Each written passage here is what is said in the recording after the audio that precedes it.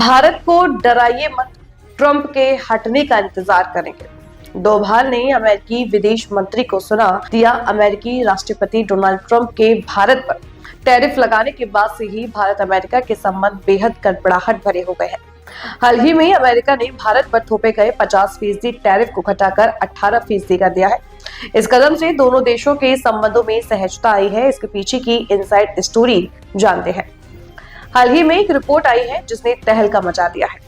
Bloomberg की इस report में भारत के राष्ट्रीय सुरक्षा सलाहकार अजीत डोभाल के अमेरिकी विदेशी मंत्री मार्को रूबियो को खरी खरी सुनाने की बात कही गई। इस मुलाकात के बाद से ही दोनों देशों के बीच गड़बड़ाहट में कमी आई और रिश्ते सहज हो गए।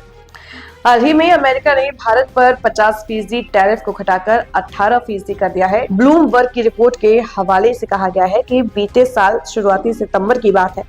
यह बात तब की है जब तियानजिन में प्रधानमंत्री नरेंद्र मोदी की चीन के राष्ट्रपति शी जिनपिंग और रूस के राष्ट्रपति व्लादिमीर पुतिन के साथ एक मीटिंग शुरू हो चुकी थी।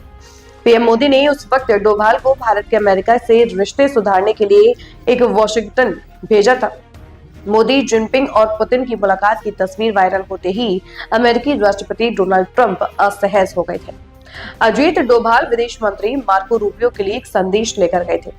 यह बात दिल्ली के उन अधिकारियों ने बताई जो इस बैठक से परिचित हैं और जिन्होंने नाम न छापने की शर्त पर उन गोपनीय चर्चाओं पर बात की। डोभाल ने अमेरिकी विदेश मंत्री से कहा कि भारत दोनों देशों के बीच गड़बड़ाहट को पीछे छोड़कर समझौते पर बातचीत फिर से शुरू करना चाहता है।